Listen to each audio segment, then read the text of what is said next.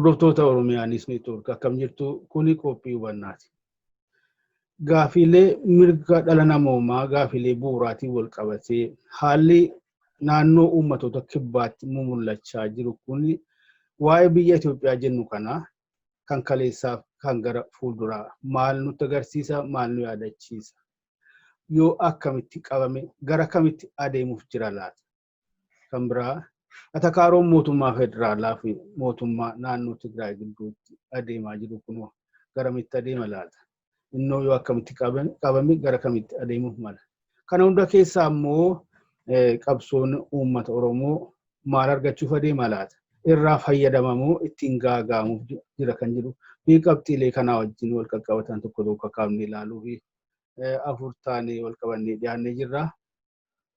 Tokko obbo Kumsaa Buraayyuuti lamaffaa obbo Daawit Tafaa lamaan isaanii Awustiraaliyaadha magaalaa garaa irraati Farzii fi Meelboon sadaffaan obbo Caalaa Haayiluu Abaataati Swiidin Stookholmi obbo Kumsaaf obbo Caalaanii sagantaa kanaaf haaraa miti lamaanuu hayyoota poolitikaati barreessitoota kana achitti immoo keessaa miidiyaalee hawaasaa kanarratti actively hirmaatanudha. Obbo Daawitis akkasuma obbo Daawit artistii dhagaa 1991-92 irraa kaafnee hedduu keenya bal'inaan beekna keessaa suuraalee garaagaraa suuraalee gootota Oromoo agarsiisaa turan gullallee keessa dhaabbachaa turanii urduma isaanii natti fakkaata kan kaasaa ture obbo Daawit Tafaati innis immoo akkuma obbo Kumsaa fakkaa obbo Caalaa miidiyaa hawaasaa kanarratti aktiiviidha.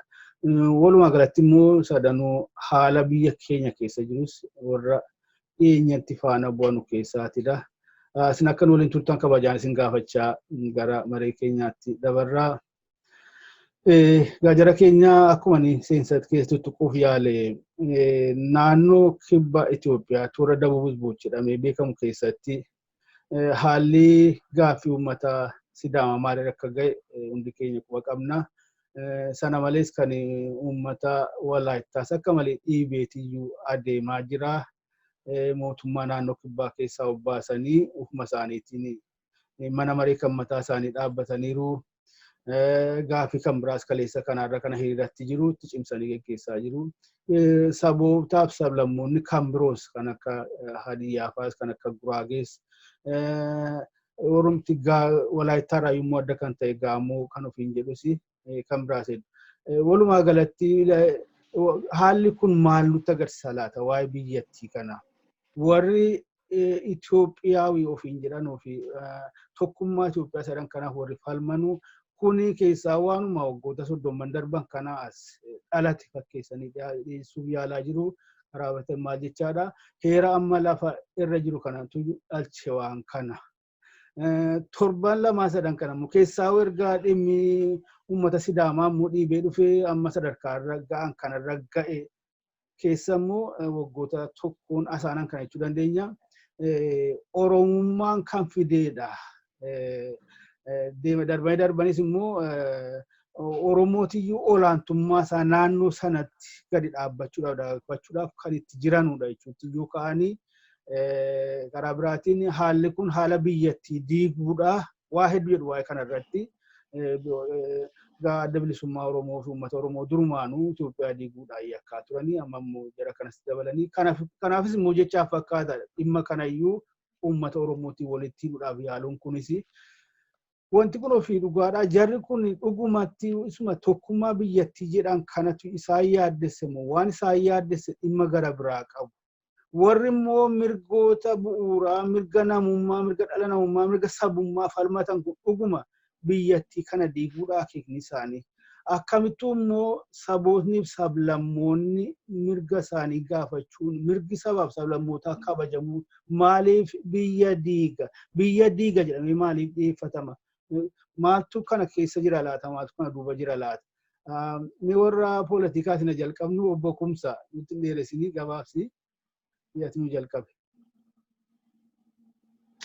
Galatoomi tasfaa'ee carraa kanaafi akkuma jette nullee yeroo dheeraa wajjin turre Daawit baga nagaan dhufte Daawit wajjin bara dheeraadhaaf ol beekna sagaltamii tokko dura yoo hanga tokko olbeennaa sanaa booda immoo baay'ee itti dhabnee wajjin turre. Kun hiree gaariidha deebinee wal arguu keenyaaf waan waltajjii kanarratti daawwatu baga nagaan dhufte. Akkuma jettee yoo tasfaaye yeroo gabaabaa asitti keessattuu eddee uummanni Sidaamaa naannoo mataa ofii tolfatee booda tasgabbaa'uu dhabuun poolitikaa naannoo Kibbaatti. Kibba kana yoo wannu keessa keenya gaariidha. Yeroo baay'ee amma kana ijoolleen isaanii warri beekumsa godhatan Kibba kana yoo akka maqaa arrabaatti ilaalaa jiru. Kibbii in a sense saba sana hundumaa bakka bu'u Kibbi kallattiidha. Naannoo sanatti tasgabbaa'uu dhabuun mul'achuun hin jira. Tasgabbiin kun amma kana nu diidatti gadi bayee amma nu agarru malee tasfaaye yeroo dheeraadhaaf kan turedha. Lafa jala kan deemaa ture, kan agartee marqamaa socho'aa yeroo dheeraadhaaf turetu uumni ol fakkaataan jechuun uumni Sidaamaa bal'ina lafaa fi baay'ina uummataatiin guddaa kan saba Walaayittaa biraa fi saboota isaan kaan irrallee baay'ee fagaatee kan hin darbiin inni naannoon ta'uunsaa isaan kaanii fi akka yaaddootti mul'ateetu sochii adda addaa godhaa jiru jechuudha. Gabaabaatti garuu isa kaleessaa ilaaluun nun barbaachisu. Waan nu ilaaluu isaarraa ilaaluun qofaa ilaaluun nun barbaachisu. Waan nu ilaaluu qabnu Kibbi kun akkamitti dhalate. The political structure Kibba jedhee waamame kun akka itti dhalate hin beekna biyya guutuurratti tasfaaye. Uummata sabaaf sablammoota 56 kan ta'aniif sanaa olii yoo jedhan jiru amma kanatu bakka tokkotti cafaqamee tumamee tolfamee naannoo tokkitti ta'e. Isa utuu naannoo kana hin ta'in dura fakkeenyaaf yoo yaadatte ta'e yeroo mootummaa ce'umsaa sana akka naannoo 5 moo 8 miliyooniin dogoggoriiniif barri kun amma mini fagaateera 5 fi 6 jidduutti 5 ofiin of bulchaa ture jechuudha. Walaayittaa namni amma dubbattu kun naannoo mataa ofii qabaachaa ture. Isaan kanis akkasuma yeroo baay'ee xiqqoorraa kan hafan naannoo of ga'oo turan jechuudha. Wanti amma jara kana kaasee yaada keessa cimsuudhaaf beekumsa waggaa tokko dura warri Walaayittaa gaafii kana haala adda ta'een immoo qabatanii as ba'an waan isaan jedhan keessaa walga'ii irratti walga'ii muummichi ministeeraa argame tokko irratti iyyuu nuti biyya of dandeenye turreemi maallaqa mataa keenya iyyuu qabna turreemi jedhanii warri immoo Itoophiyaa yoo hin jedhu kun haala kana fa'aa akkamitti akka isaan kaaduutti jiranu baastutti qaatuu deemne gaariidha itti fufiifamaa wajjin. Gaarii achuma siif deemaan ture. Itoophiyaan walumaa gala bifa siyaasaatiin istoorikaan agartee istirii ishee seenaa Itoophiyaa political history Itoophiyaa yoo ilaalle bakka lamatti kan isheen gargar baatu. Innis orra kaabaa fi orra kibbaati olii galatti yoo ilaalle. The political south and the political north. Orri norziidhaa kuni orra gaafa biyyi suni humnaani cabsitee jaarteerraa jalqabdee aangoorra turte isaan Amaaraa, Tigireedhaa fi warra gama Eertiraan illee booda aangoo isaanii keessaa iyyuu hin qabu yaada jedhu dhiyeeffattee biyya taatetti. Isaan warra Shawaallee hanga tokko wal dabalatee warra gara Noorzi jedhamanii beekan jechuudha. Warra aangoon politikaa bara dheeraadhaaf harka isaanii ta'e keessaayyuu eddee isteetiin Itoophiyaadhaa ijaaramte. Mililik deemoo nugusni isaanii mililik sun dhufe. Dhumoota 1880 keessa jechuudha. Jalqabee warroota aangoorra amma ammaatti turan jechuun danda'ama. Gartee aangoon biyya Itoophiyaa keessa jiru ammallee aangoo humna kaabaati. Political south horii nu jennu kun warra kibbaa kan nu jennu kun immoo Oromoo dabalatee warraati maqaa dhooftu kana hunduma isaanii Sidaamaa, Walaayittaa, Kambaataa, Kafichoo warra kanaa gadi jira hundumtuu warra cunqurfame warra cabe jechuudha. Warra humnaan mililikii jaarraa 19ffaa jaarraa 19ffaa keessa cabsuu jalqabe jechuudha. Nu mootummaa mataa keenyaa qabnaa. Currency mataa keenyaallee qabna walaayittaa kan inni jedhu suni yeroo utuu hin cabiin dura akkuma mootummaa Oromoo nugus xoonaa kan jedhani seenaa keessatti dhageessetti natti fakkaata. Humnoota Itoophiyaa keessaa mililikii jala dhaabbatan keessaa inni guddaan nugus xoonaati. Nugusni kun nugusa warra walaayittaati. Nugusni kun ganduma walaayittaa duwwaa bituyyuu qofaa utuu hin ta'in olloota isaa wajjin addatti immoo Oromoo wajjin iyyuu agartee kan political partnerii qabu jechaadha kan wajjin hojjetaa turan. Kanaaf humni sun humna guddaa, humna beekamaa, humnaan gahaa ture jechuudha utuu hin cabiin dura. Akkuma nuyi bilisummaa keenyaaf falmataa turre isaanis sagaleen isaanii guddateen dhaga'amiin malee falmataa turan. Falmiin kun bara dheeraadhaaf deemaa ture jechuudha. Amma gaatii utuma deemaa dhufuutu mootummaan Itoophiyaadhaan bara wayyaanee ga'e jechuudha. Bara wayyaanee keessatti kan wanti amma nuyi naannoo jennee hubannu kun kan inni dhufe isa keessatti yogguu jalqabaa gaafa mootummaa ce'umsaa sana isaaniyyuu warri walaayittaa jechuudha naannoo mataa ofii qabu. Bulchiinsa mataa ofii qabu gaafa mootummaan ce'umsaa dhumeennaanii mallasaanii walitti cafaqee saboota kana hundumaa saba akkuma dura siin jedhe sabaaf sablammootaa 56 bakka tokkotti cafaqee sanuu maqaa dhoowwatee maqaa kallattii laatee fi dabuub jedhee warra dabuub jedhee itti laate sana paartii isaaf ergamu akkuma paartii nu keessaa OPDO nu keessaa baafate ittiin ergatee uummata Oromoo cabse achiinis immoo deeden kan jedhani baafateetu saawuzii kana walitti cafaqee walitti cabse jechuudha. Iyyaadatte yoo ta'e warroota akka Shifarraa Shibbuxee fa'aa iyyaadatte jedhee iyyaada namoota baay'ee kan dhugaadhumatti TPLF caalaa naannoo saawuzii kana ummata kibbaa qubattoota kibbaa kana caccabse jechuudha. Amma gaa maalinni wanti kun gaafa uummanni Sidaamaa addatti waraanaayyuu ture dhaaba keenya wajjin iyyuu dhaaba Oromoo wajjin iyyuu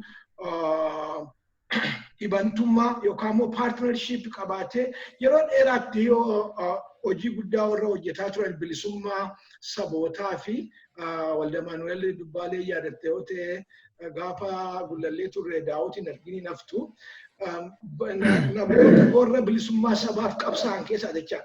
Amma gaa maal agarsiisaa ennaa walitti makaman rakkoo inni guddaan siif hin gabaabsa. Saboota kana saba 56 kana ennaa walitti makaman sabni kun hin mari'atamne sabni kun agartee konsentii isaan laanne akkasitti godhanna hin jenne bakka akkasitti ol geenya hin jenne olumatti qabanii isin humnaan qabdanii security keenyaaf isin sodaachiftanii jedhaniitu walitti saba kana saba guddaa kana walitti qabanii ol fakkeenyaa qabu malee aadaan isaanii distinct kan ta'e kan mataa ofii saba aadaa mataa ofii qabu agartee politikaa mataa ofii qabu bulchiinsa mataa ofii jiraachaa ture walitti cafaqanii bakka tokkotti tolchanii inni kun takka warroota bilisummaa falman biratti fudhatama guddaa argatee hin ture jechuudha. Amma immoo yeroo sabni Sidaamaa kan argatutti heerichi biyyaas nuufis nuuf hayyamaa nuyi kana ta'uudhaaf humna qabnaa kana ta'uudhaaf agartee kan nu barbaachisu akka heera sanaatti ati keeyyata 46-47 waa'ee naannoo haasaanatti fakkaata 46-47 suni 46 suni waan warra sagalii duwwaasaa garuu immoo inni itti aanee dhufu sun immoo biyyi tokko yookiin sabni tokko yoo naannoo ta'uu barbaade maal guuttachuu qaba isa jedhu sana haasaa jechuudha. Akka warri walaayittaadhaaf isaan kan amma jedhanitti nuyi naannoo ta'uudhaaf kan dandeessisu kiraateeraa hundumaa guuttannee jirra. Inni kun nuuf hayyamamu kan jedhudha. Mootummaan amma aangoo harkaa qabu immoo Finfinnee jiru immoo mootummaa ilaalcha kana wajjin oliif hin galle mootummaa tokkummaa agartee unitary kan isaan afaan Amaariyaatiin aadaawii jedhan mootummaa kana leellisu waan ta'eef isa kan Sidaamaa irratti iyyuu lubbuu ba'e agartee tasfaa lubbuu hedduutu ba'e isuma namni dhaqee dhibba keessaa 99 moo meeqa yoon dhiifama naa godha namni kanaan dhaqee bilisummaa isaanii filate irratti iyyuu mootummaan amma Finfinnee jiru gammachuu waan dhabeef waraanatti bobbaasee lubbuu hedduutti darbe jechuudha. Amma gaatii kan jiru bilisummaadhaa fi gabrummaa jidduutti ilaalu warri Sidaamaa ijoollee warri Walaayittaa ijoollee hiriyoota qabnaa bakkoota adda addaati isaan kan nu caalaniyyuu sirnicha kana balaaleffataa jiru jechuudha. Waan tokkitti jedheen irraa sii baatasfaa qabsoon bilisummaa Oromoodhaa qabsoo Oromoo qofaa miti qabsoo cunqurfamootaati. Qabsoo cunqurfamootaa waan ta'eef saboota cunqursoo wajjin baroota dheeraa hojjetaa tureera. Saboota cunqurfamoo wajjin baroota dheeraa hojjetaa tureera. Yoo qabsoon bilisummaa Oromoo saboota cunqurfamoo kan bilisummaa isaaniitiif kakaasu yoo ta'e akka amma isaan nu himataa jiranitti qabsoo Oromoo himataa jiranitti agartee qabsoon Oromummaa kun yoo saboota isaan kan bilisummaa isaaniif kakaasee ta'e uummanni Oromoo sanaaf itti galateeffatamuu qaba.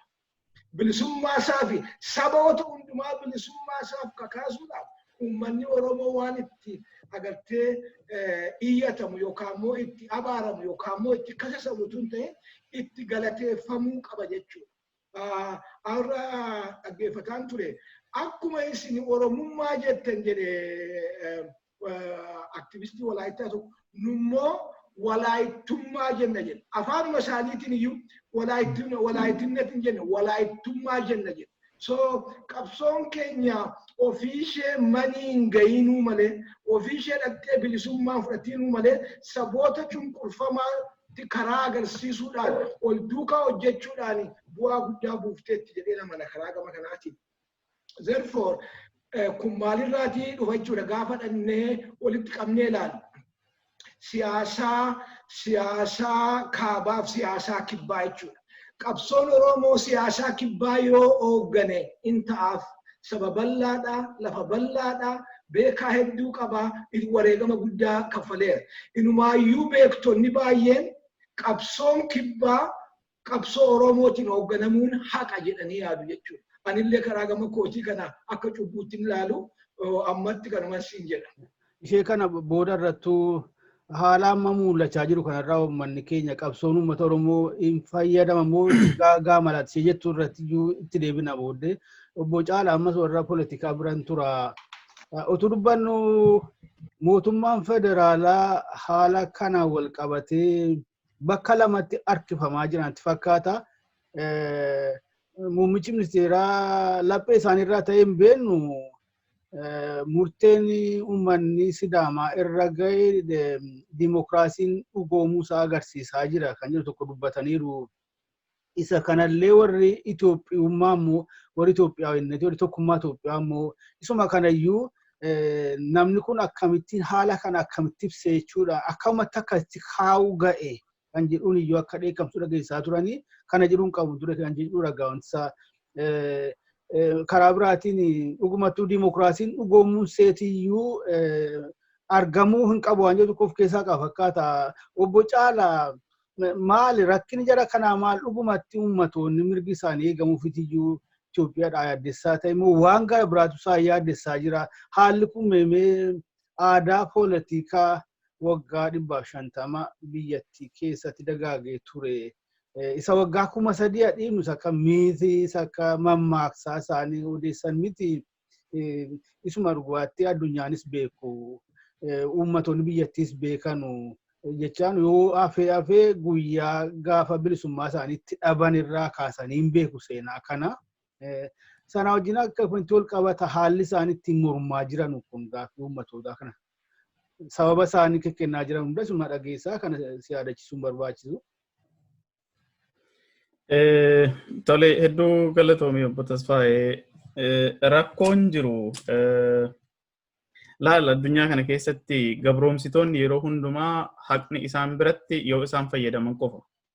haqni isaan biratti yoo isaan olaantummaan isaanii tikfame aadaan isaanii akkuma jirutti itti fufe hegemoniin isaanii olaantummaan isaan karaa hundumaadhaan qaban diinagdeedhaan qaban aadaadhaan qaban birookiraasiidhaan qaban kunneen hundumtuu sirna ture sana keessatti akka jijjiiramuun barbaadan yoo inni jijjiirame olaantummaa isaaniitu caba aadaa isaaniitu kan biraati walqixxee ta'uu dhufa eenyummaa humnoota dadhaboo yookiin immoo humnoota gabroomanii caccabansantu ol ka'a kun isaanii fi walqixxummaan isaaniif gabrummaadha waa'ee walqixxummaa humna nama bitaa ture biratti baay'ee beekamtii hin qabu haa ta'uuti warri guddatan warri namummaa humanity kana keessa seenan keessumaa koloneeffattoonni kana cabsaniiru jechuu yoo dadhabnellee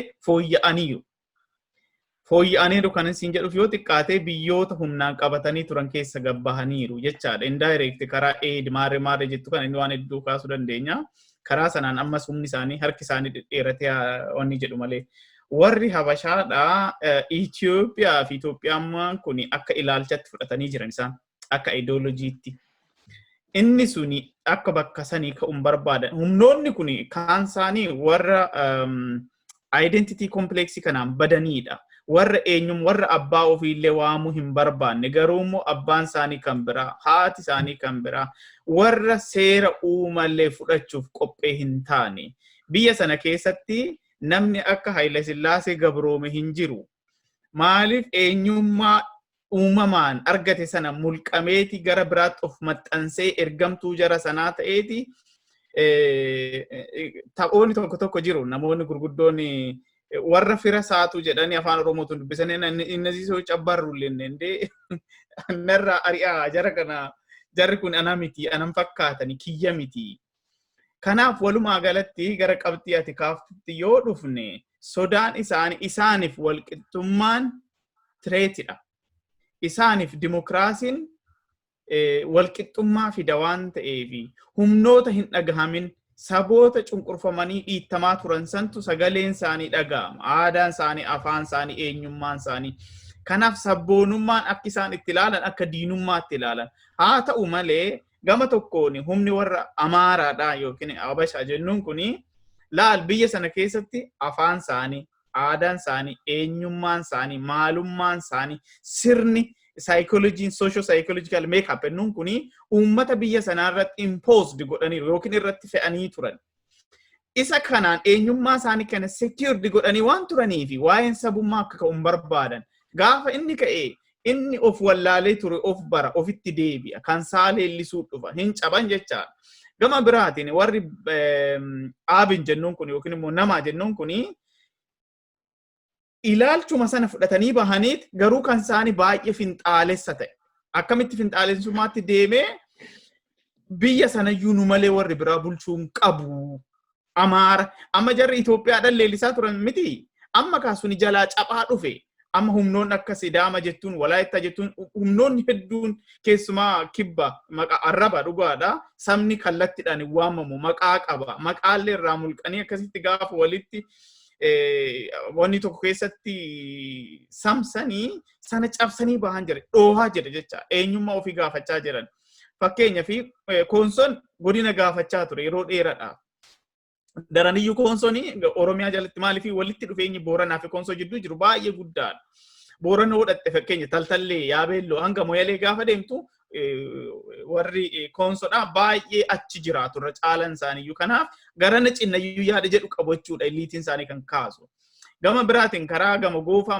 maarreen kuni Walaayittaa dabalatee Hadiyyaa dabalatee kun hundumtuu state of danda'uu barbaadan kuni mirga dhala namaati dhalli namaa akka waaqni isa uumetti of danda'ee jiraachuu yoo danda'e mirga namaa osoo ittiin bu'in yoo jiraate rakkoo hin turre garuu warri rakkoo uuman warri gabroonfataan yeroo hundumaa kanan barbaadan gama biraatiin Abiyyi tarii dhugumatti onnee isaatirraa waan sana leellisee kan jedhu shakkiin qaba Abiyyi namni waa'ee dimokiraasii fi walqixxummaa yaadu haati kiyya nugusa taate naan jedhee adda baba'iitti yookiin immoo dirreetti miidiyaadhaan hin afarsu namni waa'ee dimokiraasii yaadu kana hinaasa oyyootoo jedhamee rahuu ta'e kanaafi namni kun jalqabumarraayyuu adeemsi inni irra deeme karaan inni cirachaa jiru gara diktaaterummaatti gara abbaa irrummaatti isa oofaa jira tarii bara dargiifaa Sidaamoo kan jedhutu ture miti naannoon Kiflaagar kan jedhu kun who knows sammuu isaa keessa kanatu jira waan ta'eef gama sanaan karaa biraatti dhufuu mala ta'a. Sidaama kan jedhu kan recognition kennee gama biraatiin laal gaafa amma sidaamaan steetii taate of course uummanni sun inni hayyama jechuu miti. Gaafa inni naannoo ta'e maaltu ta'a? Heerri biyyattii diigamuuf deema. Heerri biyyattii kun diigamu yookiin immoo ammendi ta'a. Procedure isaa eeggatee ammendi ta'uu waan hin oolleedha. Gaafa kana waan isaan barbaadan hedduutu ka'uuf deema. Ishuuwwan isaan jijjiiruu barbaadan. Artikiloonni yookiin immoo wantoonni isaan bakka sana hiikuu barbaadan baay'eetu jira jechaadha. Kanaaf gama tokkoon faayidaa isaan irraa argatantu jira. Gama biraatiin garuu hamma tokko uummanni hiree isaa murteeffachuu akka danda'u agarsiiseera warri sochiin Sidaama kun. Walaayittaan akkuma jaalkumsaan jedhee jarri kun biyya turani baay'ee biyya Minilik biyyoota kan inni diigee sukkuumee walitti ciccabsee uummata kaan gurguree kaan gabroomsee kaan ajjeesee biyya tokko uume. Fakkeenya fi qoosa tokko barsiisan keenya tokko yeroo dur nu barsiisu. Of course Phaawulos Nyuunyus barreessee natti fakkaata. Kaa'oxoonaa goota ture. Mootii goota baay'ee biyya sana jabaa nama jabaa goota ture. Egaa baatii hedduudha fi waraana yoo ta'u ittiin argin kanniisa qofaan isaan lolaa ture inni biyya isaatti tiksuuf jechuudha. Kanniisatu baay'ee isaan itti taphachaa ture. Waan isaan walaamo jedhu kun mataan isaa karaa irraa dhufe qaba jechaadha waan isaan itti moggaasan. Booddee gaafa qabamee shaggar dhaqu utuma jennu namticha ana qabe kana na agarsiisa. Namticha ana cabse kana arguun qaba. Eenyu mootiin keessan gaafa dhaqee ilaalu namuma kanatu isin hoogganaayii jedhee jechaadha tuffii. Kanaaf walumaa galatti gara wanni itti dhufne sodaan isaanii sodaa walqixxummaa. Walqixxummaa hin barbaadan. Amma akkuma biyya Ameerikaa keessatti argaa jirtu kana bar maaliif gurraachonni kun walqixxee akka hin taane jalqabayyuu immeejii yookiin suuraa diinummaa itti uuman suuraa kan hoggaa uumtu enemy immeejii kan hoggaatti kireet gootu nuyi isaan jetteeti ofii keetii of gaggameessa gaarii waan hundumtuu waan qarooma fakkaatu hunda ofitti fudhatta isa kaan immoo sabboonummaan qaroomina malee duubatti hafummaa miti. Of ta'u jechuun dhalli namaa waaqni kan si uume akka of taatu malee orma taatu miti. Of taatee garuu orma irratti akka ba'aa taatu osoo hin taate akka of dandeessee jiraattu. Kanaaf walumaa galatti sodaan jiru sodaa dimokiraasiitii fi sodaa walqixxummaati gabaabumatti kanatu isaan cinqee jira. Kun immoo waan hafunatti hin fakkaatu. Sabni gaafii gaafatu hamma gaafiin isaan deebinee ittiin dhaabbatu. Gaafii qabare. Kanaaf dhaloonni sanuma dhaalaa deema waan ta'eef. Gaariidha. Waan tokko jecha dhoowuu jedhu tokkotti gargaaramtee ta'u obbo Caalaa booddee itti deebina ta'a. Wanni kun akkasa poolitikaa keessatti sadarkaa addunyaatti beekamu kana waan taayim boombii jedhan sana fakkaataa laata kan waggaa 100 olii fi waggaa 150 fi ukkaamamee awwaalamee ta'a ture dhoowuu jalqabee laata ukkaamsaan bahee isheettu yeroo qabaane boodatti deebina.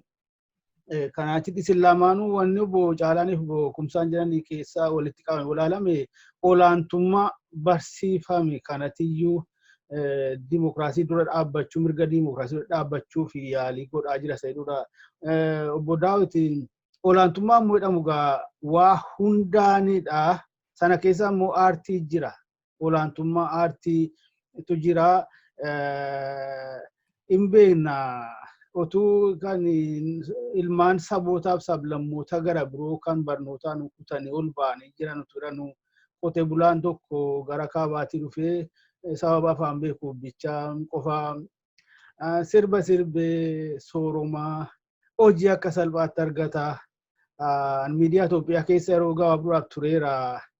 Kan takka dookumentii barnootaa hin qabne fayitiyyuu oduu dubbisa maqaa dha'uu danda'a barbaachisa namicha tokko fa'aama yeroo dargiin kufee jarri kun dhufanuu hojiirraa ari'atame maqaan qabaa wanoo beekamaadha jedheetiyyuu madin dirijjitii adeema hojiinaa kennaadha Itoophiyaa madin dirijjiti. Ragaa barnootaa fidi kaa jennaan maali ana wallaaltanii jee namticha maqaa isaa dha'uun barbaachisa Zeenaan immoo kun hin jedhama. Ana wallaaltanii maal jennaan si beeku si beekna seera keenyatu garuu akkasii gaasii ragaa barnootaa malee qaxaruu hin dandeenyu. Akkasii jira. Mee ofumarraa kaasii 1991 dura waan sammuu keessaa qabdu baaftee waraqatarra keessee uummatatti agarsiifachuudhaaf carraa akkamii jira ture. Personalizing godhiniiti walumaa galatti jarri kun hagam fayyadamaa turan waan kanarraa. Ilmaan sabaaf sablammootaa immoo hagam miidhamaa turan isheetti mee gabaabsiituma karaa kanaan waan jiru. Waan immoo aartiin immoo jireenyuma uummatootaa keessatti bu'aa inni qaburraa uumee ka'eeti. Maal bu'aa akkamii qaba maaliif barbaachisa laata? Aartiin sabaaf sablammootaa dagaaguun ukkaamsaan kun ka'ee kan jettu isheerraa kaasiiti. Duraan dursee galatoominsiin jedha qophee kee kana baay'een hordofaa yeroo baay'een dhaggeeffadhaa ijibbaatatti gootullee baay'een jaalladhaa ijibbaati kee kun abdii waan na keessatti horeef maqaa keellee keessa kootti abdii isaa jedheen si waama. Maqaa bareedaa harman sii kennaa anaaf ati abdii isaadha maaliif abdii biyya kootti galuu abdii Oromiyaa boriitti galuu waan na keessatti horteef akka gaazexeessaa tokkootti akka pireezentarii tokkootti kana waan na keessatti hortee fi ati anaaf abdii isaadha keessi koo kana sii moggaasee jira. Anillee maqaan koo Surraadha. Surraa bara moggaafadhe 1974 duraa yeroo renesansiin Oromummaa kun reefu dhalachaa du'aa ka'utti ka'e sanatti maqaa kana ofii kennine jechuudha. Achumarraa jalqabaa kan jedhuufini waadaa keessa kootti galee maqaa sanyii kootii maqaa uumamaan na ibsuu danda'u tokko Surraa jedhee maqaa ofii kennee akka Surraa itti afaattiin beekamaa jechuudha biyya kana keessatti.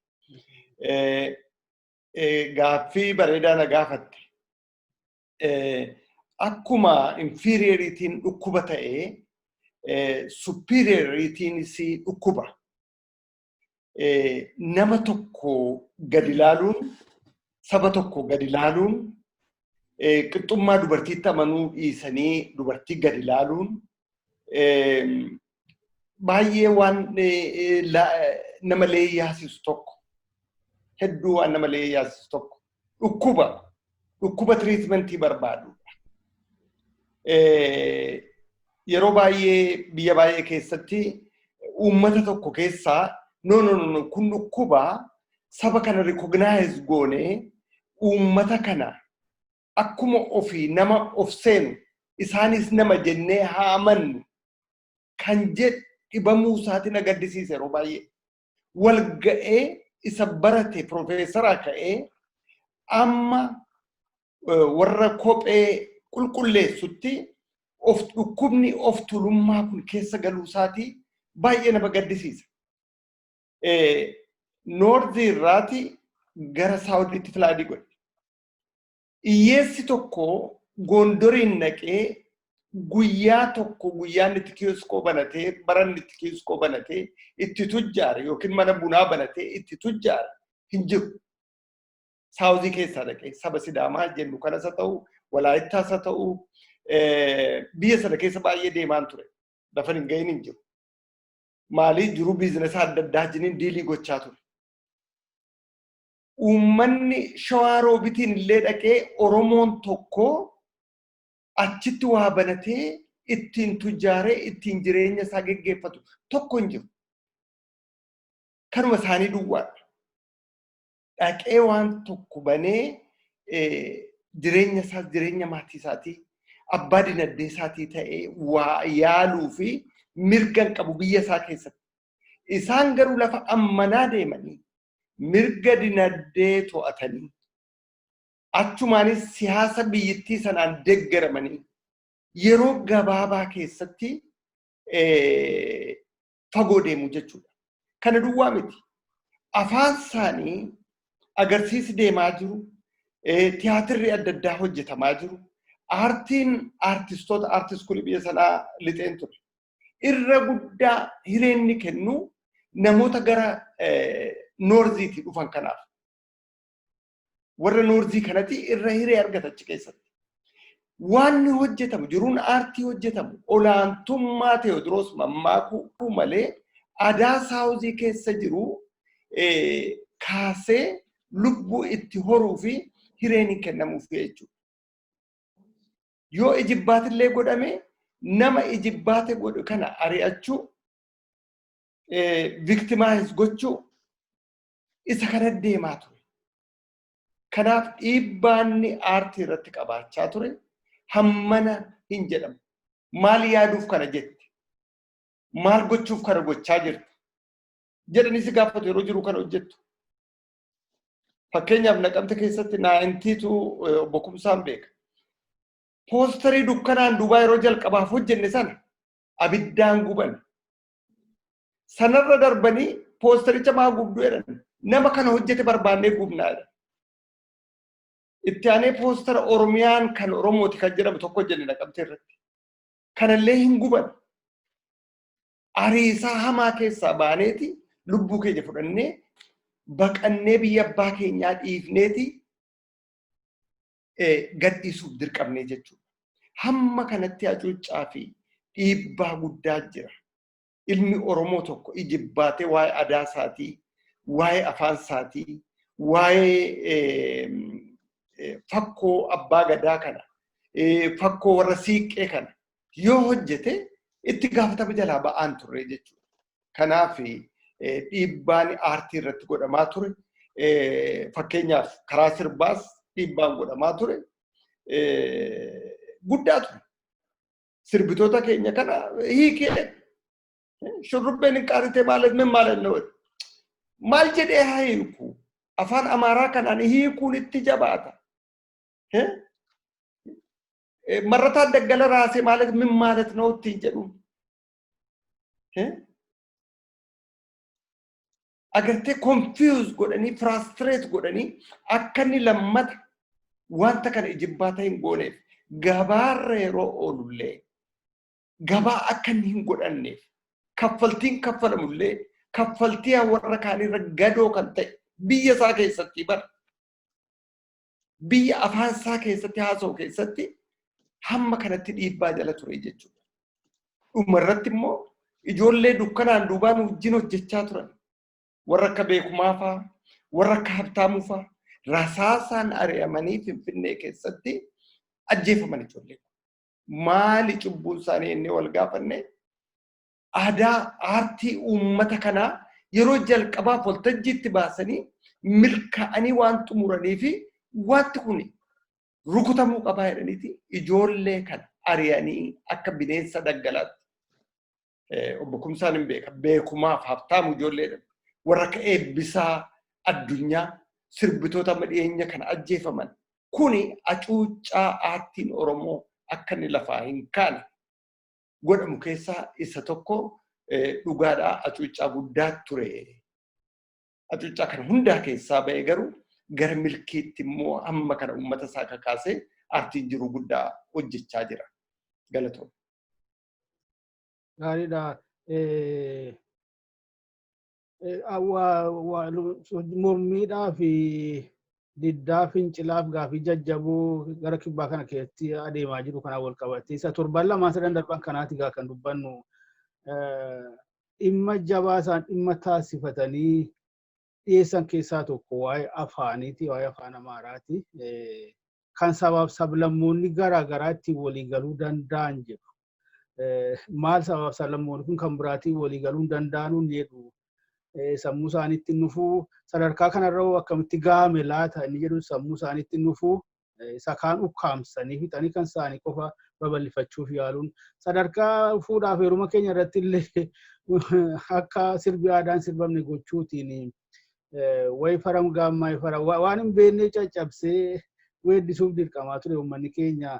Karaa biraa waan hin irraanfatamne keessaa yeroo maatirikiin kennamu kana warri yuunivarsiitii keessa jiran kitaaba mammaaksaa kan afaan mammaaksaa walitti qabaniitiyyuu maxxansu taratinaa misaalee maal jedhani akka kitaabni isaanii haalaan gurguramuu fi gaaffii 10 fatanaa tokko keessa kaa'u fatanaa Amaariffaa keessa maatirikii keessa kitaaba tokko keessa hayyootuma isaanii isa beekamuu ragaa jedhu warri kana godhanu kan Oromoo immoo yoo maxxansuuf adeemeyyuu jalqaba mana maxxansaatiin fuudhamuu fi isuma Daawit jedhe Bosuuraan jedhe waan jedhame irratti gaaffii heddummeessuu kanatu baay'ata ture.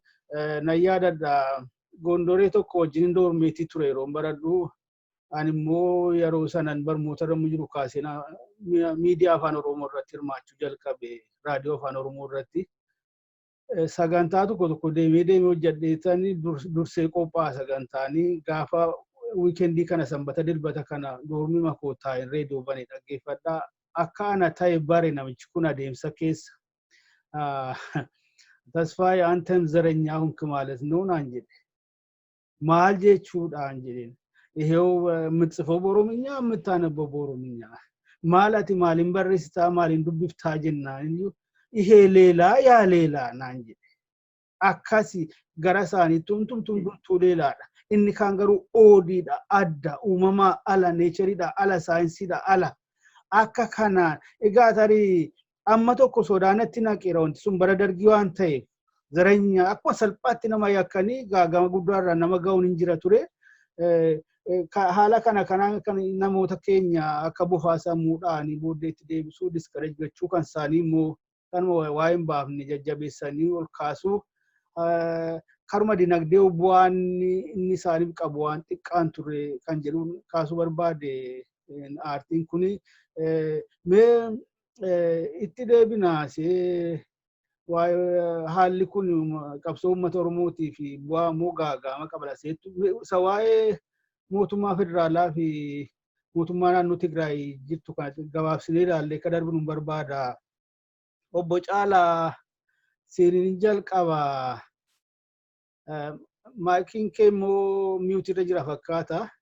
Dhageessaa irra caalaa global politicsdha kan beekutti barnoonni kee isaan ija sanaanis akka nu ilaaltuufanii gama lamaaniinuu heeras maqaa dha'u seeras maqaa dha'u mootummaan federaalaas heera maqaa dha'uudhaan iyyuu waan tokko ibsa tokko babaasaa diniina kenna. Warri naannoo Tigiraayis immoo heeraanis seeraanis kan fuuldura dhaabbatu hin jiru humna soo dhaqe barbaachise iyyuu jedhu gaa wanti lafarra jiru kan dura dhaabbatu hin jiru kan jedhu jira. Wanni kun maal agarsiisa laata? Garamitti adeemamuu fakkaata? Jarri waan mootummaan naannoo Tigiraay yaadaa jiru tokko kanuma isaan immoo ifattis immoo maqaadhaanis hin jira. De facto state kan jedhu kana waan immoo kanaa fi isaan qaqqabsiisu jedhanii kan amanan kana sababa adda addaa sararaa jiru like waggaa tokko olii fi Itoophiyaarraa akka cinu godhamne geejjibni nurraa citee kana ammas immoo dhiibbaa garaagaraa keessaa quunnamtii dhaabbilee daldalaa biyya alaa kana wajjin akka hin godhanne keessummoota gara naannoo keenyaa dhufan nurraa deebisuu waan adda addaa himatu. Mootummaa federaalaas immoo heeraaf seera maqaa dha'uudhaani fakkeenyaaf amma torban kana keessaa ibsa mircaa boordiin baasee gaafii naannoon sun dhiyeesse irratti hundaa'uudhaani. Mee kana walitti qabeeti gaafiin gama sanaa dhiyaatu deebiin gama kanaa kennamu kuni walumaa galatti atakaaroon gidduu lamaan kana deemaa jiru kun maal fakkaata? Garamitti immoo adeemuudhaaf jira laata sheettu? Nu jalqabee beekumsaan itti nuuf dabalu. Yeroo baay'een barnoota kee kana himeen jiraate ani muummee global politics'itti peace and conflict studies hin baradhe. Haa ta'uti laalle wanni isaanii Tigiraay rakkoon jiru rakkoo dura haasofne kanatu rakkoon kun wal qabatee dhufe. Ijaarama Itoophiyaa irraa naannoowwan uumaman kuni tokkoffaatti TPLF humna harkatti galfatteen ofiiseeti akka isheedha ta'utti ijaarratte. Ijaarrachuu kana keessatti wantoota silaa ulaagaa biyyi tokko qabaachuu qabdu qabaachuuf hojjechaa turan. Ani adoon sitti meera yoon ta'e personaaliin ta'e malee yeroo tokko namni tika isaanii tokko mana hidhaatti na bira dhufee tikni isaanii kuni kibba Itoophiyaatti hanga Keeniyaatti nama hojjetu. Ollaa keenya qaamni isaa kun guutuun gingilchaadha, miilli isaa lamaan citaadha, wanni dandeema. Dhufe mana hidhaatti bira dhufee qullaasaa taa'ee dhugumaan isinitti bahee paanti qofatti hafeeti Ani waggaa umriin koo 16 yeroo jalqaba mana hidhaa seene. Ollaadha baay'ee walitti dhiyaannaa. Ani sanan beeku ture. Nama ollaa ta'uu keenya malee hojii isaa sanan beekun ture. Dhufee waan hedduu natti taasise qaama kiyya kana laali jedhe. Akka kopheetti godhata wanni keessa baasee agarsiise miila isaa. Zeemma waan naan jedhee nuti Tigiraay jedhe. Isinis Oromiyaa ni jaalattu. Oromiyaa nus hin jaalannaa hin jara innaa taachinnechi. Haadha buddeena teenyaa. Akkanumatti akka isin waan xixiqqoo goggootan kanaani deebinee bosona galuun barbaannu. Gaafti gallummoo gaafa biyya mataa keenya ijaarrannu. Ammatti dhagaarra waa ijaaruu dandeenyu waan ittiin ijaarurra jirraa naan jedhe. Namni kun garuu waan tokko si gorsa naan jedhe. Dhugumatti rakkoo Oromootu sii galee gabrummaa Oromoo fi dhibdee Oromootu sii galeetti sochii kana seente yoo ta'e wareegamuuf qophaa'een gadhumaatti. Yookaan garuu akkuma warra si hiisisanii atis boru nama hiisiftaa naan jedhe namni suni. Wantan si jechuu barbaade hanga kana determination isaan qabaatan hangam deemu kan jedhuuf jechuudha. Lammaffaa erga gaafa jijjiirama isaa jennuun maqaa adda addaa itti kenninu dhufe jedhame kanaati Tigiraay de facto stateidha. De jure gaan taane inni yookiin immoo de facto inni kun seeraan yoollee beekamtiin kennamuu fi baate wantoonni ati argitu wantoonni ta'an akkatti isaan itti act godhan akkatti isaan itti dubbatan wanni ta'u kana kan godhe TPLF qofa miti. Warruma amma PP yookiin immoo biltsiginnaa jedhantu haala kana aanjesseef laa ta'uu waliigaltee akkasii qabaatanii fi dogoggoraan kana godhan isaantu beeka. Waliigaltee jechuun ko maaltu beeka abiyyi akka isaan biyya ta'an yoo han barbaadu ta'e maaltu beeka. Idoon hin beeknu wantoonni jechuun conspiracy biraa jiraachuu danda'a ta'a. Beekanii gubbaadhaan miidiyaadhaan wal dhibdeen jira hin arginaa wal dhibdee jira maarree jira jedhan garuu mootummaan biyya tokko bulchu mootummaan wiirtuu federaala jennuun tokko yakkamoota Tigiraay seenee fuudhuun itti ulfaateeti moo hin barbaanne. Of course isaanu yakkamaadha yakkamaa irra maal barbaadas. Jarri kun uummata isaaniitti yakka wal fakkaatu hojjechaa turanii wajjin hojjechaa turan.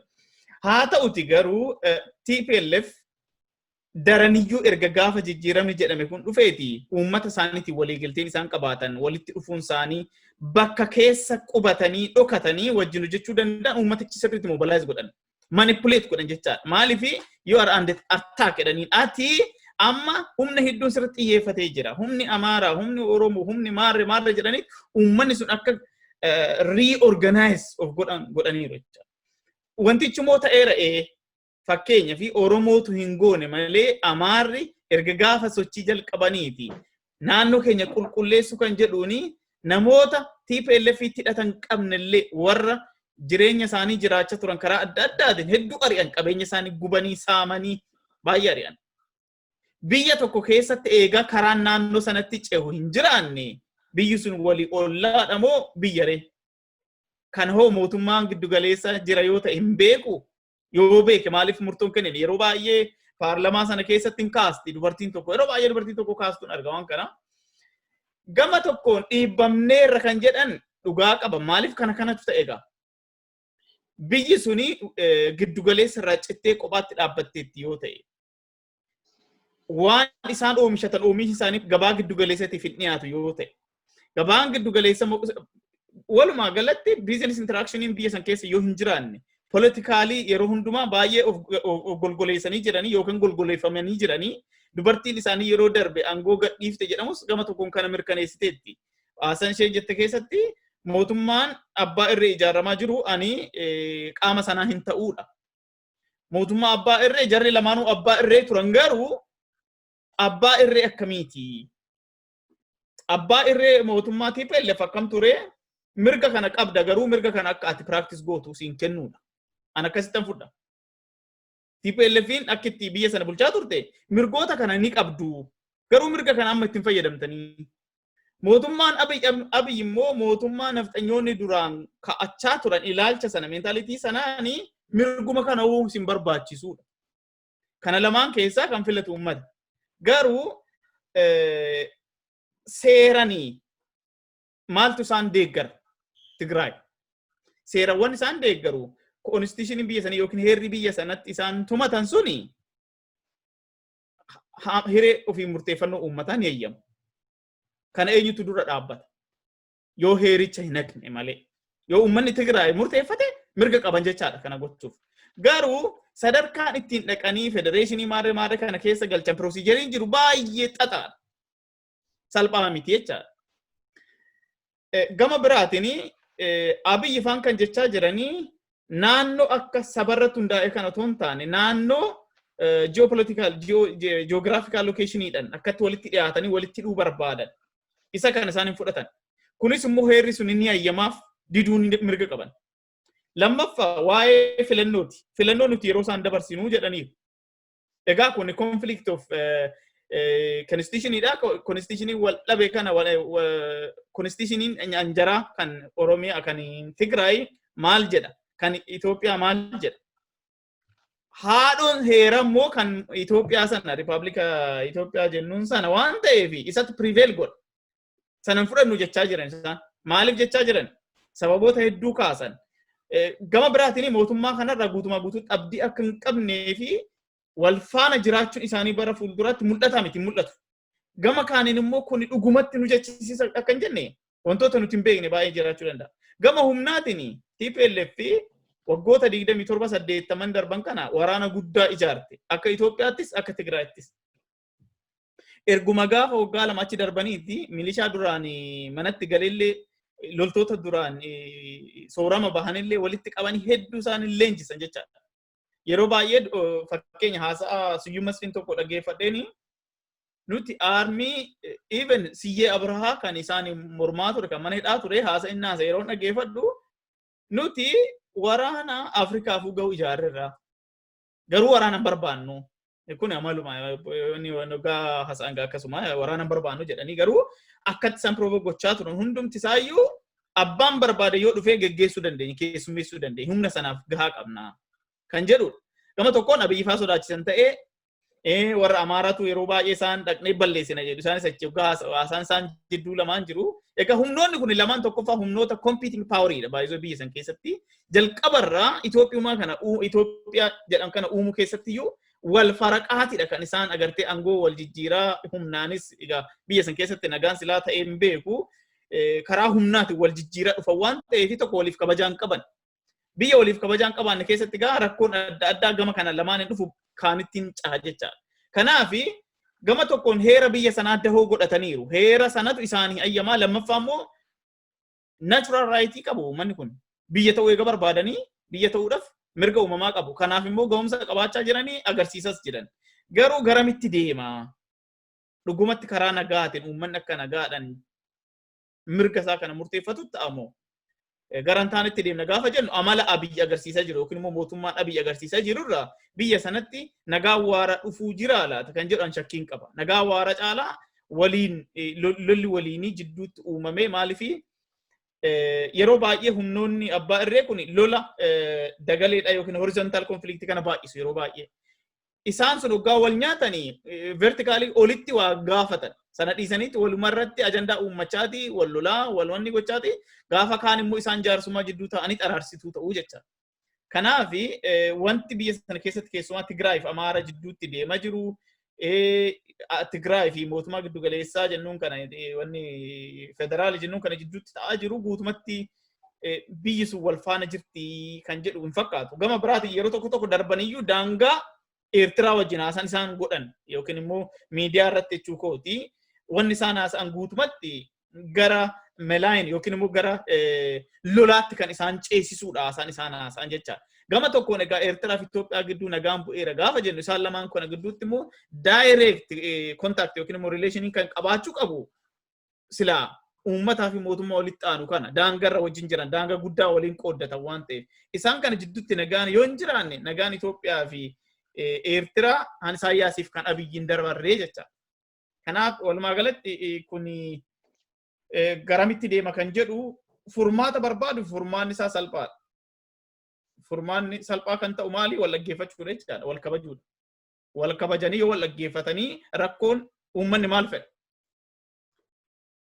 Gara bokumsaatiin dhufa furmaata isheetu wanaanni itti humna bokumsaa jaarsoliin irra caalaan isaanii waldaalee amantii keessaa walitti qabamanii Tigraayitti ergamanii turan torban tokko dura torban lamaffaadhaaf adeemu fakkaata.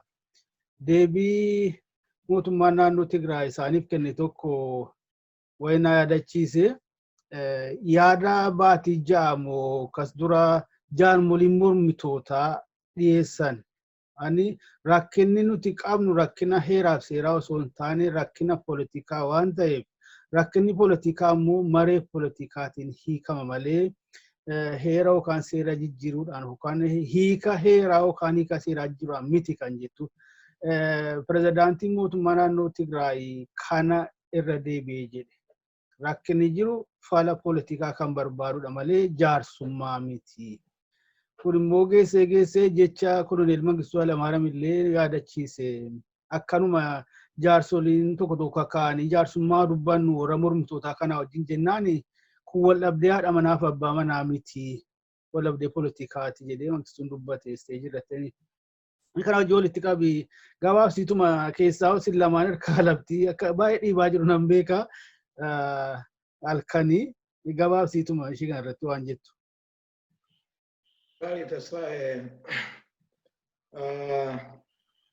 Malli siyaasaa Tigraayin qofaa Itoophiyaatti yookaan immoo 4 kiilootti araarsee Itoophiyaadhaa fi nagaa waaraa fidu hin jiru. Waan isaan dagatan yeroo baay'ee kana. Waa ammatu kaatee Tigraayiif Itoophiyaan Abiyyi faraaramanii Itoophiyaan nagaadha. So haala Itoophiyaan amma keessa jirtu kana keessatti mala haddaati ilaalamuu qaba. Maaliif jechuu dandeessa? Xinnoo ishee irraa xunnee turre. Garri Kibbaa dhibbatti amma jeequmsa guddaa keessa jira. Turmoil keessa jirachaa. Kaan mootummaa mataa kootiyyuu mirgayyuu hin qabnu of bulchuuyyuu hin dandeenye sabjektiidha warra ofiin jedhu jira. Amma irra kaleessa dhageessatti yoo ta'e interviyuu baay'ee deemaa jiru. Kan akkasitti dhaga'ama jechaadha biyya Itoophiyaa keessaa tokko jedhe. Naannoon Amaaraa mataan isaa hin fakkeessa malee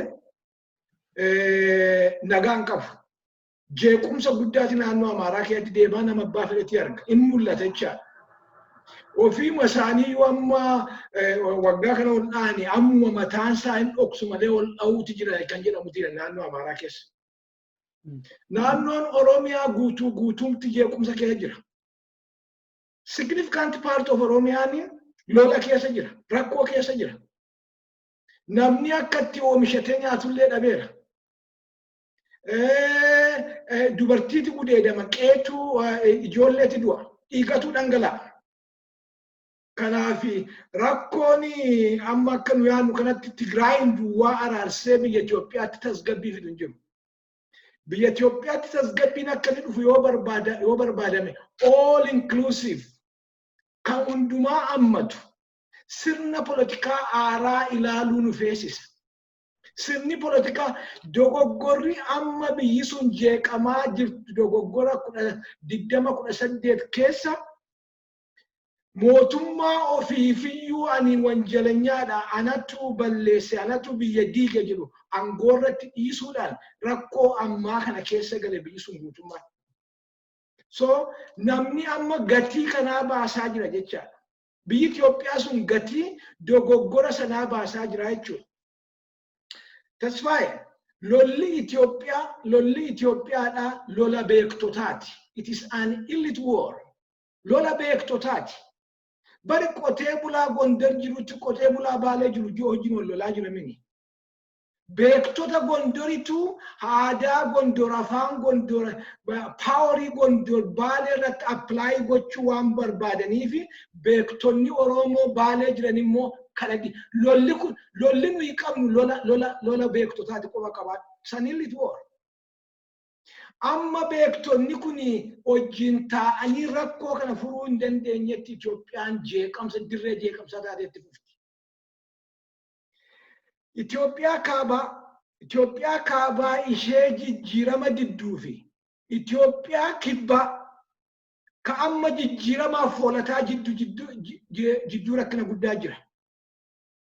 change resistant north. Change kan barbaadu south jiddu rakkoo guddaatu jira. South ennaan jedhani irra guddaan south Oromoodha quba qaban.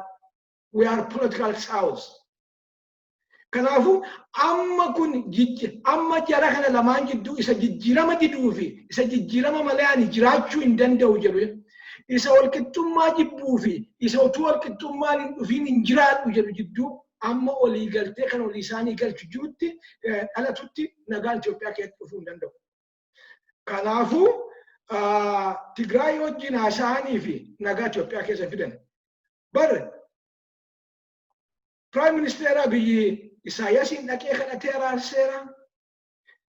Dhaabolee amaaraa kan inni kadhatee hin jiru biyya kana keessa agartee teessoo biyya haaraa kana keessa Meesoonii fi Caatii fi maalinni yaappaadhaaf kan hin galiin hin jiru dhaabolee amaaraa kan inni kadhatee hin jiru. Ijoollee Tigiree egaa dhiisi. Bakka hundumaa kadhata. Gandi inni caalaatti dhimma hin qabneef political southidha. Kana beektonni keenya beekuu itti jira. Political southing nu dabalatee jechuudha. Dhimma keenya dhimma Oromoo, dhimma Sidaamaa, dhimma warra southii kana ammallee akkuma predecessors akkuma warra isa duraa secondary godhee ilaalaa jira jechaadha. Amma kun inni kamitti yeroo tokko na ajaa'ibayyuudha. Itoophiyaa kan jijjiiruudhaaf jiru jaallannus jibbiruus Kibbatti Itoophiyaa jijjiira. Sababa baay'eetu jirti akka Kibbi political force boorii akka inni ta'u. Lafa guddaa, qabeenya guddaa, resource guddaa, population guddaa. Kana avoid gochuu hin dandeessu akka kana dura akka waggaa 100 kana bara dheeraadhaaf dagattee gadi qabdee cabsitee itti fufuu hin dandeessu. Rakkoon bulchiinsa ammaa inni guddaani Kibbaa the south dagatamuusaa xiqqeeffamuusaa gadi qabamuusaa fakkeenyaaf yoo ilaaltee taate waanni ennaa Isaayyaas wajjin naqiyaasoo Prime Minister Abiyyi biyyichumayyuu waan qaanesseefaa fakkaata. The level amma inni itti gadi bu'ee dhaqee Isaayyaasiin itti kadhatu yoo ilaalte fageenyatti waan qaanessadha. Garuu biyya isaa keessatti biyyanni dhalate keessatti gandanni dhalate keessatti waraana deemuu fi malli inni barbaadu hin jiru jechaadha. Qawweedhaan cabsina kan jedhu malee. So kuni mee akka underlying naaf haa ta'u. Ora ijoollee TPLF itti yoo deebine. TPLF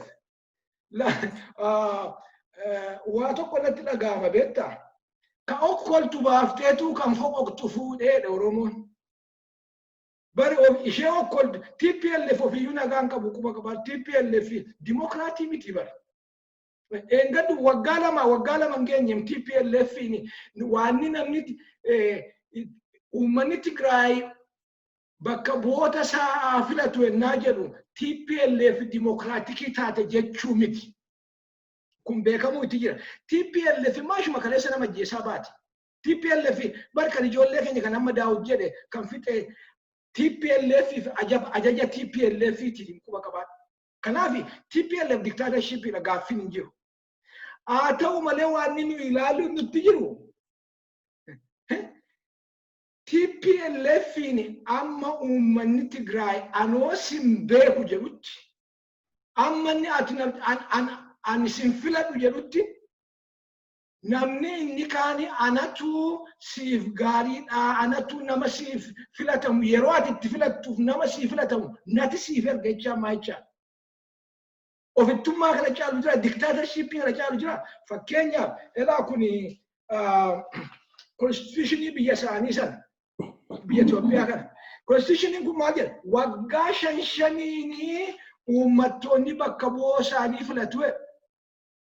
Amma mootummaan TPLF mootummaan Tigiraay jechuu kooti anoo waggaa 5 sanatti filatamuu nan danda'a yookiin immoo filachiisuu nan danda'a. Mootummaan Abiyyi fa'ammoo maqaa koronaaf waggaa 5 keessatti filmaata deemsisuu hin dandeenyu. Isaan kun hin dandeenyaa. Isaan kun immoo noo hin dandeenyu. Inni nan danda'a jedhu filmaata sanaa godhu maaliif jala dhaabbata?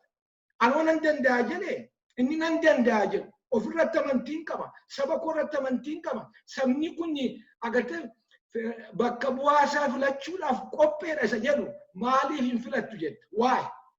Maaliif? Namni kana gaafate jira. Maaliif yoo gaafa namni sitti hime malee filachuu hin dandeessu maali? Seeroon cabsine seerri cabe hin jiru. Seerri kan seera cabse mootummaa federaalaati. Mootummaa federaalaatu angoo heera keessa hin jirre mataa isaatii baasee bara angoo isaa dheereffate. TPLF diktaaterii yoo taatu malee filmaatan godha jettee bara. Anoo filmaatan godhaa jettee.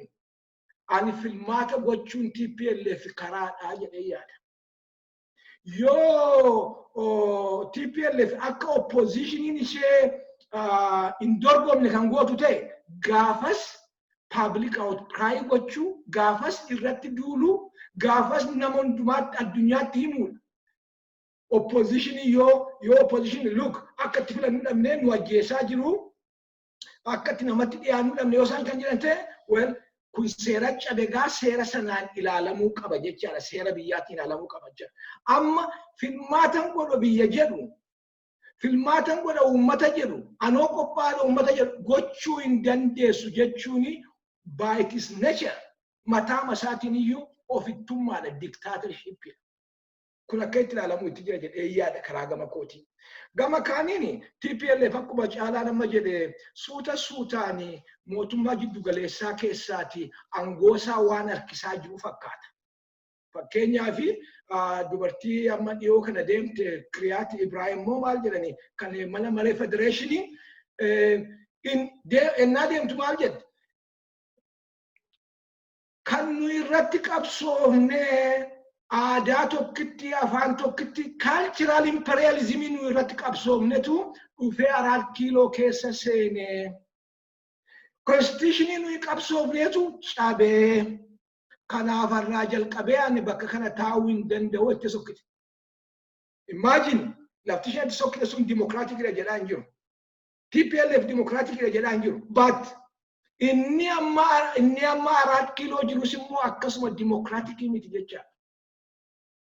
Kan saboonni qabsaa'aniif heera sabni ittiin buluyyuu hin cabse jechuudha agartee. Kanaaf Tigiraay filattees dhiiftees politikaa agartee haala politikaa Itoophiyaa keessa jiru yoo caalaatti laaqe malee hin xinneessu. Itoophiyaan waan gochuu qabdu amma deebitee yaaduu qabdi. The illis taanii yaaduu qabu amma kana. Waan kun akka itti deemuu hin danda'u. Yoo bakka tokko yoo cite agarreerra ollaan keenya tasfaa'e Sumaaliyaan mootummaa jiddu galeessaa dhabee balaa isa qunname. Balaa qeessa na dhufe agarreerra. Possibilitiin akkas ta'uudha Itoophiyaa keessa jiraachuu danda'a yoo calluma jettee ati aadaa tokkitti, afaan tokkitti, nugusa tokkicha biyya Itoophiyaa irratti kan dhiibaa deemtu yoo ta'e. Kanaaf beektonni Itoophiyaa keessattuu the political south jabeessee waan kana yaadda'uu qaba. Wanti kun isa yaaddessuu qaba jechuudha. Tokkoffaa maaliif tokko humni waraanaa amma kana karaa bitaas ta'e karaa mirgaa akka ilaallutti biyyi Itoophiyaa ijaaramtee jirtu humni waraanaa orra kaabaa harka jira. Humni birookiraasii orra kaabaa harka jira. Dhageessaniitu interview Dr. Birhaan Masqalaa Abbabee Sanyii dubbate. Engadda dhaqeetti seenee keessaati maashiniin isaanii na tufee jedheen. Maashiniin orra kaabaa na tufee. Birookiraasiin ammayyoonaa akka itti jira. Humni akka itti jira. Security'n akka itti jira. Biyyi suni agartee change resistant taatee bara dheeraadhaaf itti fufuudhaan waan qophaa'aa jirtu fakkaata. Kun immoo rakkina guddaa uuma waan ta'eef filmaanni Tigiraay yoo godhatte gaarii ani amma fakkeenyaaf akka as democracy godhachuu qabu jedha. Garuu Tigiraay filmaata godhachuun qofti Itoophiyaa keessatti democracy fiduu hin danda'u. Kanaaf inni Dabretsiyoon jedhe waan fedheef waan hojii kan dibradii hojii ana wajjin araaramuun kee faayidaa hin qabu biyyi kun rakkinatti jirti political solutionii walii galaa barbaaduu qabda inni ni jedhe politically right because biyyatu muddamatu jira biyyatu cinqitti jira keessaayyuu biyyi Oromoo waraanatti jira kana dhoksuu hin dandeenye namatti du'aa jira guyyaa guyyaatti dhagaa oolla argaa oolla dhiiga dhangala'aa oolla kanaf malli jiraachuutu jira there should be a political solution jiraachuu qaba malli kanaf orri beektonni aktivistonni political organization amma finfinnee ta'an challenge guddaa jala seenaniiru amma kana serious challenge jala seenaniiru mala dha'uu qabani mala table gochuu qaban jechuudha utuu biyyi kun gara kan kana caalaa complicated ta'etti seenii amma kana malli jiraachuutu jira political solution rakkoon Itoophiyaa rakkoo siyaasaati rakkoon siyaasaa immoo mala siyaasaatiin furama. Yeroo nurkaan dhiibnee fi filmaata jedhu kaafte filmaata naannoo Tigiraay duraanis kaafne irraa gaa utuu dubbannu torban kana keessa biyya kam laata biyyi tokko Afrikaa keessa Maalaawiidha moo kam laata filmaata geggeeffatteetti. Baatilee muraasa qofaaf sababa koronaatiin tursitee geggeeffataniiru kun tokko asitti Ameerikaa kaabaatti filmaanni gaagaama koronaadhaan qaqqabe keessa United States sadarkaa tokkoffaa lamaffaa irratti argamti. Sun akka ta'ettu jiru filmaanni waliigala biyyaa baatii 5 booda geggeeffamuudha itti fufee jira maduulii geggeeffamaa jira. Kanuma wal qabatee primaries jedhan geggeeffataa jiru. Kana achitti walumaa galatti ummatoonni addunyaa koronaan waan amma yookaan dhiyeenyatti adeemuu fi hin jirre ta'uusaa hubachuudhaan koronaa addaatti godhachuutti gattaanii jiru. Addaatti godhachuudhaan iyyuu jireenya guyyaa guyyaa sababa kanaan danqamee ture bakkatti deebisuu irratti hojjetaa jiru naannoo keenya kanatti argaa jirra. Maaliif wanni kun falatti barbaanna malee waan adeemaa jiru miti jireenyi guyyaa guyyaa immoo dhaabatee itti fufuu hin danda'u kan jedhuun itti fufamaa jira. Yeroo nurkaa dheeressaadhaaf malee pirezidaantii Isaayyaasiin maqaa kaaftanitti walitti dhufeenya muummicha ministeera Itoophiyaa fi pirezidaantii Isaayyaas gidduutti jalqabamee haala akkamii akka ture. Namni kun pirezidaantii Isaayyaas keessaa mootummoota biyyoota ollaa biratti ija gaariin hin ilaalamu ture. Sana keessaa immoo tokko Sudaan kaabaati. Garuu haaluma hin eegamne jechuu danda'ama. Sudaan kaabaa wajjin akka diinaatti wal ilaalaa turani sababa biyyi kun keessaa mootummaa Ihaadigii wajjin walitti dhiyeenya jabaa qabaachaa waan turaniif. Amma namni kun kaleessa kana har'a kana Sudaaniin daawwachaa jira.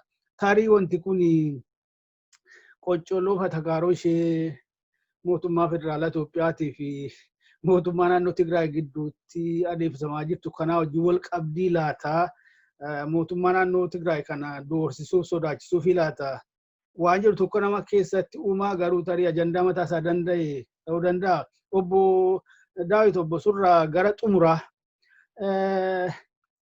gaaffileen diddaanii fincilluun ummatootallee waan haaraa jalqabiti keessaa kan ummata Sidaamaan beennaa kan ummata Oromoo wajjin walitti hidhatee ummata kan Somaalee kanan beennaa kan akka ummata Walaayittaa kunillee lafa jalallee deemaa jiraatus akka ammaa kana ifattas bahin argine kan biraa immoo kan akka warra Haadiyyaa kan akka warra Guraagii kan takkaa sagaleen dhagaamin as ba'anii iyyachuu jalqabuun kun qabsoo bilisummaa ummata Oromootii fi akkami laata isa duraan kaafne sana tumsa dabalataa hariiroo dabalataa ta'amoo danqaattumuu qabaata laata qabsoon ummata Oromoo irraa fayyadamamu ittiin gaagaa malaata isheetti irratti waan bocaalaaniif bokumsaan kaasan keessaa isumatti dabaltuu qabaaftes gabaabsiti yeroo keenya akka nurkaan dhibnetti. Asirratti specify godhee waan tokko dubbachuu barbaada dhiyeenya kana social media kana waan hin argurraa waa'ee qabsoo uummata Sidaamaa eessa ga'eeraa united ta'anii akka isaan sirna Abashaa kana irratti fincilaa jiran sadarkaa maaliirra ga'uusaa kan hin hubadhu Hoggana isaanii obbo Waldamaanu'el Dubbaalee istaachuun magaala Hawaasaa keessatti hojjetame.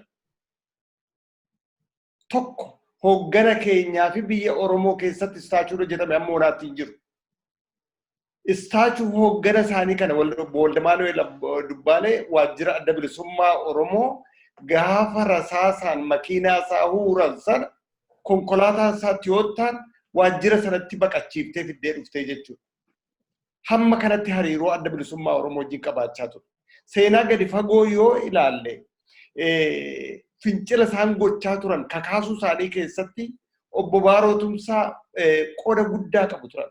Jara kanaayyuu waliin hojjechaa turan. Sanarraa kaanii sadarkaa sanarra kaanii uummanni isaanii waan barbaaduuf wal duukaa hiriire. Black and white waan barbaaduuf wal duukaa hiriire fakkeenya yookiin mallattoo gara bilisummaa isaatiitti isa deebisu. Liidara isaa obbo Waldamaanu'el Dubbaalee istaachuu isaanii magaala isaanii walakkaa kaachuun murannoof kutannoo uummata kanaa nu agarsiisa. Nuti uummanni Oromoo uummanni bal'aan dhugaamatti obbo Abdiisaa koo xiinxala baay'ee jira. Haasaa baay'ee jira. Interview baay'ee jira. Garuu garatti deemaa deemnu confusionitti deemaa jirra moo confusionii keessaa baanee waan barbaadu waloodhaan tokko taanee qabachuutti adeemnaa jirraa jedhee yeroon gaafadhu comparatively hedduu na qaanessa. Uummanni Sidaamaa kun akka inni itti ka'ee waan guddaa kana yeroo hojjete gara inni itti adeemu yeroo ilaalu hankeenya illiitonni keenya confusionii isaan keessa jiraniif qeerroo dhaloota haaraa tarkaanfii tokko booda bilisummaatti ba'aa jiru. Confused gochaa jiran kuni hedduu na yaaddessa. Manni diigame, manni one, manni bishaan gashu, dhiiga ilmaan Oromoo wagga waggaan nyaatu. Dippiloomaasiin Oromoo yoonni ala ba'e biyya alaatti yoo beekamu fillee ka'e fakkeenya tokko isinii kenna. Profeesar Guneer Hazelblaatiin ni beektu laa? Profeesar Dr. Reverend Guneer Hazelblaat jedhamu. Kitaaba 10 ol barreesse jaarsi kun. Saayiba hayyuu keenya dudda lafee Oromoo, lafee duddaa Oromoo kan ta'an Reverend Guddinaajin saayiba jarri kun. Sirni Habashaa maal godhe?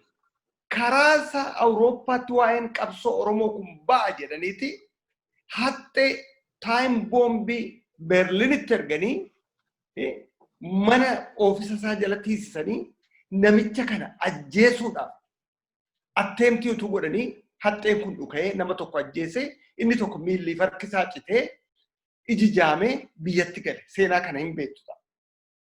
Hamma kanatti aktiiviidha. Sochii keenya duuchuudhaaf. Sirni Habashaa kun dheengadda yoo agartaniitu ta'e hintala obbo Badhaadhaa qeerramsi nyaatu tuboo sana keessa bultee mucaa bareedduu kana. Waraabessi nyaatu eegaa bula malee. Leenci nyaatu eegaa bula malee waayildiin. Xaxanii maranii marsiisanii tooftaadhaanii mucayyoo kana qalsiisan. Kun mallattoo maalii agarsiisa warra siyaasaaf? It's a test 1, test 2, test 3, test reera. Sirni nafxanyaa biyya keenya bushaa jiru kun. Sirni nafxanyaa biyya keenya bushaa jiru kun testii irra jira. Mee maal nutti fiduu irra jiru? Gaafa ijoollee yuunivarsiitii ajjeesan mee maalti dhufaadha? Mucayyoo ola deemtuu kana gaafa qalanii dhiiga ishee keessa bulte. Mooraa mootummaa keessa lafa security'n jiru keessa tooftaadhaan qalchiisan. Mee maal fida Oromoonidha? Mucaa giraajuweet godhee mana warra isaatti galee waraabessa nyaachisan. Mee Oromoon maal fidaa? Yeroo qotee bulaa jaartii iyyeetti godoo ishee keessatti ajjeesan suukanneessa inni hiumaan. Dhaqanii yeroo ajjeesanii mee maal fida Oromoon? Mee liidaroonni warri jedhan kuni gadi ba'anii maal dubbatu? Statementii jabaa akkamii baasu? It's a test. Obbo Kumsaan hin beeka, atis hin beekta. 92tti teestii akkas akkasii nurratti godhattii peelles. Dhufanii waardiyyaan diimaa noogoo obbo Diimaan Ogoo waardiyyaasa waajjira jaratti rasaasaa rukutanii next morning gurbaan kun mitikkuu jedhama. Miila irraa cicciranii fidan. Mee maal nu gootu? Kaasa'uun nu biraa ba'eeti hamboo irratti qabanii balleessan amma irraatti lafa kaasa'u jiru beekamu. Mee maal nu gootu? Teestii. Inni ammaa kun teestiidha. Inni amma deemaa jiru biyya keessaa kun. Nutoo maalitti jira? Clearly lafatti deemaa jirruu fi waan barbaannu akka saba Sidaamaa kana. Clear. Yeroo gabaabaatti bilisummaa independence argata sabni kun akka jalqabe kanatti yoo itti fufu mirga isaati immoo argachuu danda'a. Biyya of danda'e ta'uu danda'a. Walaayittaanis mirga isaati biyya of danda'e ta'uu hidhaa kana keessaa ba'ee iyyuma kana keessaa ba'ee sirna teellattafaa kana cabsee biyya mataa isaatii ijaarrachuun mirga isaati. Nuti garuu still confusionii keessa Itoophiyaa haaraa ijaarraa federaalizimii filmaataan kana goonaa nuyi barnoota siyaasaa qabnaa jedhanii warri deemaa jiranii dhaloota qeerroo tarkaanfii tokko wareegama guddaa kana kaffalee bilisummaatti ba'aa jiruti confusionii keessa galaa waan nama qaanessu fi waan nama yaaddessu guddaan kana. Hoogganoota siyaasa adda bilisummaa Oromoo turre warri jedhanii Itoophiyaan kun yoo diigamte numarratti diigamti. Numarratti baddi. Impaayerri addunyaa irraa diigamee sabi qaanee tokko jiru hiriyoota qaba ijoollee Albeeniyaa, ijoollee Maasidooniyaa, ijoollee Yuukireen akka isaan itti gammadanii biyya isaaniitti galan akka keenya gad 30 biyya ormaa ta'u dhaqanii biyya isaaniitti investii godhu. Okay? Maaliif impaayerri diigame akka Yugoslaavii akka Raashaa jalaa biyyooti ba'anii bilisummaa isaanii enjoy gochaa jiru. Garuu nuti warri beekaadhaan hoogganoota jedhanii dhuguma bu'aa buusanii qabsoo Oromoo keessatti amma garuu shush jedhanii afaan qabatanii taa'uu qabu. Qeerroon afaan qabsiisee sooroma isaan baasee jiraachuu qabu. Saba Oromoo confuse gochuu qaban. Warri opposition partiin kunis immoo haala deemaa jiru kana ilaalaati. Fakkeenya xinnoo tokko sii kennaa isaan isinitti baay'ise. Gadda naannoo Arsiitti walgahii guddaa wayii ture. Eenyuma kana. Achirratti namoota haasaa godhanii opposition partii kana keessa namoota haasaa godhanti ture. Tarkaanfii keenya inni itti aanu kuni 4 kiiloo bilisoomsina. 4 kiiloo bilisoomsuudha. 4 kiiloo bilisoomsina miti. Qeerroon duukaa iyya. Qeerroon miliyoona tokko lakkaa'amu. Kaayyoon keenya 4 kiiloo bilisoomsu miti. Biyya kolonii jalatti kufte Oromiyaa jedhamtu. Kolonii Abashaa jalaa baafnee sirna gadaa lafa buufnee biyya tasgabbiif badhaadhina guddina qabu abbaan biyyaa bushatu ijaaruudha kaayyoon keenya. 4 kiiloo nama Oromoo gashuun filmaata qabsoo Oromoo filmaata hin ta'u. Kanaaf waanni Sidaamni gochaa jiru fakkeenya guddaa miciree guddaa nu keessatti uumuu qaba. Waanni Walaayittaan wal duukaa tokko ta'ee tarkaanfii fudhachaa miciree guddaa nu keessatti uumuu qaba. Sabni Oromoo wal ta'ee gara deemu aangoo siyaasaaf aangoo dinagdee harkatti gashachuu fi qabsoo isaatti fufuu qaba. Tokkummaati. Tokkummaan sabaa kun immoo tokkummaa warra siyaasaa uume tarkaanfii tokkitti booda. Okay? Aangoo biyya isaatii aangoo siyaasaaf aangoo dinagdee akka inni qabatuuf geessisuu qabu. Gara kanatti harka lafa jaalannis haa ta'u mul'inattis haa ta'u adeemuun barbaachisaadhaan jedha galatooma. Galatoomi Boosuraanii waan nuti iyyuu silaa kaasuu qabnu nu tuttuqe keessaa hoggaa gaamaa yeroo ammaa kana ilmaan Oromoo irraa waliigala uummaticharas gahaa jiru kana egaa numa beekama inni waan inni gaarii nu yaadachiifte baay'ee galatoomi. Haa xumurannu. Ba. Cha. Da.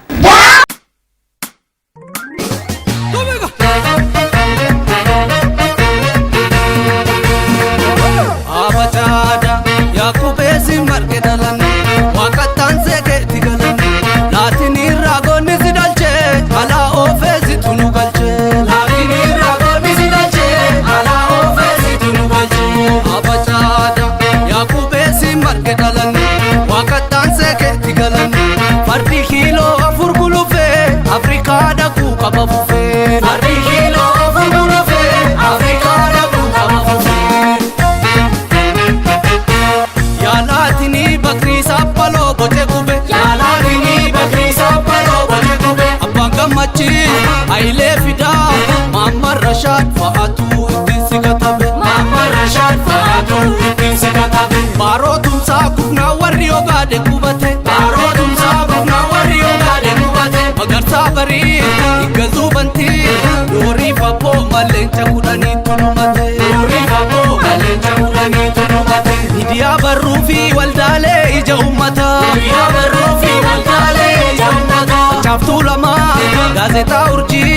Radio Magdisho OMN maaltu dagata Radio Magdisho OMN maaltu dagata Ode hayyoonni qomoo barnoota hawwanii Ode hayyoonni qomoo barnoota hawwanii Rift Valley akka Harambee Open to Native New Generation bananii Open to Native New Generation bananii Yaaliin qabsoo nagayaa yoo hedduu godhame Yaaliin qabsoo nagayaa yoo hedduu godhame Utkar mararaa bakkalaa garbaa Maammoo gadaa filannu sagaleen nu hatame Maammoo gadaa filannu sagaleen nu hatame Yaa wallollee kan gaafa addunyaan nu argite Yaa wallollee kan gaafa addunyaan nu argite Du'a hiriiraa, du'a irreechaa Roorroo diddaa qeerroon teenya boolla namite Roorroo diddaa qeerroon teenya boolla namite Keenya barnootaa fallii jedhee ilmi birruu Keenya barnootaa fallii jedhee ilmi birruu Ammoo mazammir guddinaa tumsaa Hayila maaram gammadaa afaan hammatan Hayila maaram gammadaa afaan hammatan